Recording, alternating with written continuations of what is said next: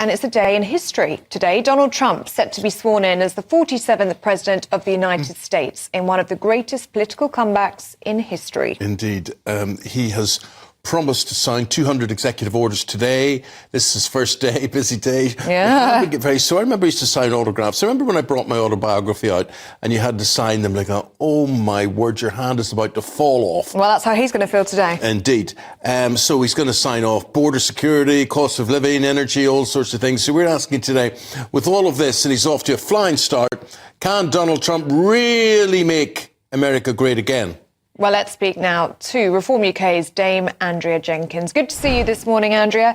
Can Donald Trump make America great again? Oh, I think we're going to see a dawn of a positive new era, actually, a return to common sense. And I also think one where we move away from this globalist agenda and a return to, like statehood and sovereignty, where we put our own countries first. So I think it'll have a knock-on effect. So I'm very excited. I wish I'd have worn my MAGA hat. Doesn't matter what he does. We're not going to put our country first, Andrea. I mean, you look, Keir Starmer, it's all about... What's that, what? Not under the socialists, but I think it'll... Exactly. The next few years, I think people will see in Britain what they're doing in America and they'll want it here in Britain. So I think that's what... So what, we'd stop giving money away to the whole world? We don't have any money of our own, and yet we give billions to Ukraine. I don't know what else. We hand money out right, left and centre and whatever. As well. I mean, one thing that I thought was great, Trump's talking about pulling out the Paris Climate Change Agreement, which, was starting to last time, and they returned under Biden. I think that's great because what he's saying, I don't know if you heard him yesterday when he said that is going to wipe away this climate change policies and unleash American energy. And I think that's what we need to do here in Britain. And also, other things that he's going to do is, did you see he's also going to be pushing back on men playing in women's sports? And it's like, hallelujah. So I think this common sense approach, people are sick of being silenced. I think it'll be a return to free speech, especially with the influence of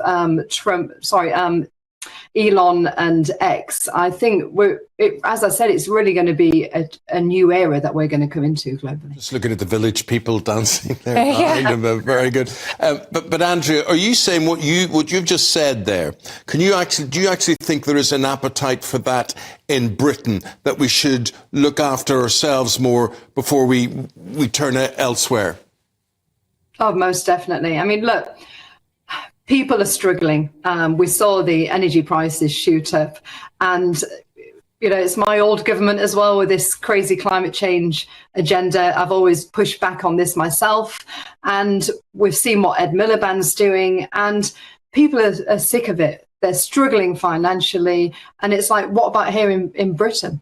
I mean, one thing I'm doing is I hate to see homeless people on the street, especially when it's our veterans. And so if I get elected, I'm going to bring this policy. I went across to Hull last week, and they do this Homes for Heroes policy. And I think it's things like this, putting our own British people at the forefront of things is important. And I certainly think that's what Trump's going to do in America. But do you think the isolationist policies that Trump is going to come out with, America First policies, that will potentially have an impact on us in terms of tariffs? I mean, you must be nervous about that. Look, I think that thankfully Nigel Farage is there and he can build, well, he's already got a good relationship. So I'd be surprised if they do strong tariffs on Britain, although it depends, I guess, what Keir Starmer does. I mean, did you also see that they're going to reject his choice as ambassador? Yeah. Which will be an interesting move. But no, I don't think it will, because I think people are looking, these globalist agendas. Are countries across the world better off? Are we better off in Britain?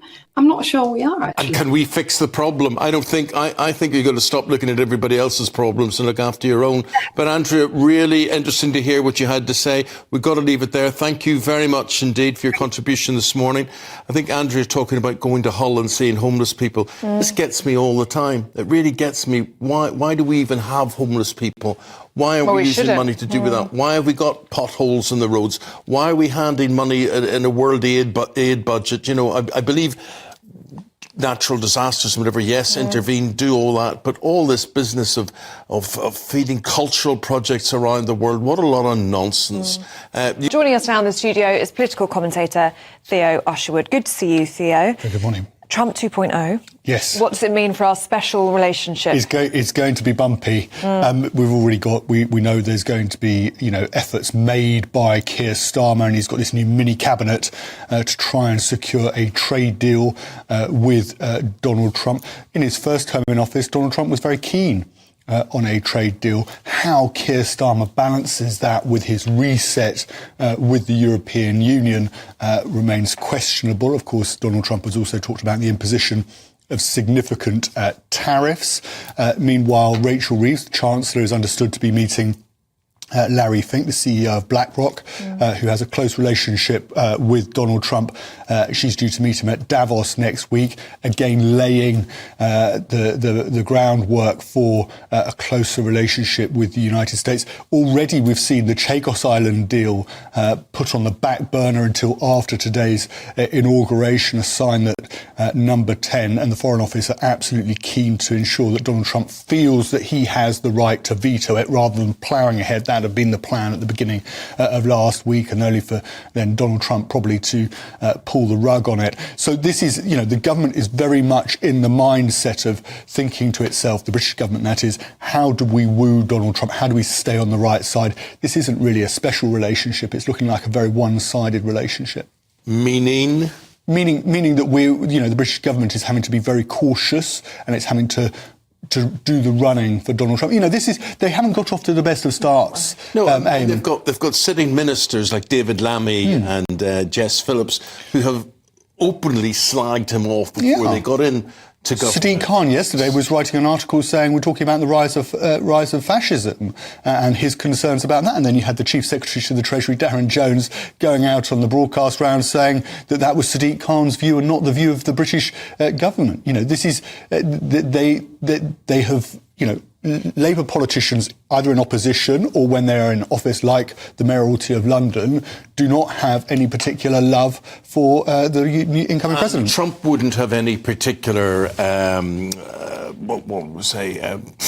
tuning in of British politics and what Keir Starmer stands for, spending, he stands for spending abroad, that he would stand for, the social policies within the country, whatever.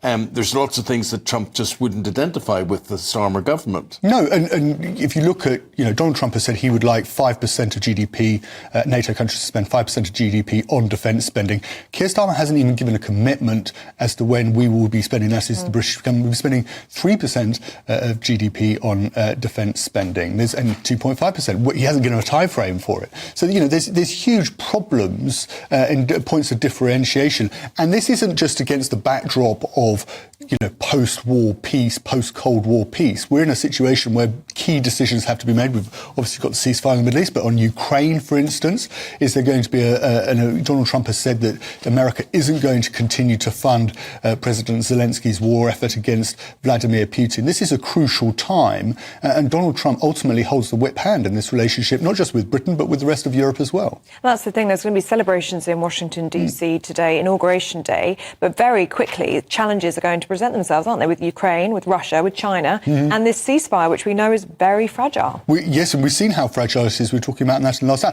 It's interesting, Donald Trump wants to go, we're told, within his first 100 days in office to go and meet Xi Jinping, the premier in China. TikTok, he's lifted that ban on TikTok, and he's talking about now finding more time to allow for at least part of the sale of the company that owns TikTok into US hands. He's not hanging about. And domestically, he's already looking, and Tom Homan, who's going to be running national, inland security, home security in the United States, is already talking about potentially, starting operations to identify and detain those who are in America illegally from tomorrow. It is going to be a bumpy ride. What has changed in the past 8 years since Trump's first inauguration day? Do you think he's a different man than he was in 2017? Yes, he's learned lessons. I think that's a very astute point, Ellie. I think he's learned lessons. He's not prepared to be caught up by the bureaucracy in Washington and within the civil service within Washington. He wants to get on with it. He's got a clear agenda about what he wants to do as president in his second term, and he's not going to waste time in perhaps where he got a little bit lost in his first couple of years in office. He knows where the pitfalls are. He knows where the problems are in what it takes to be president, and he's going to be making speedy progress. Theo, thank you very much indeed. We'll leave it there. Theo Usherwood.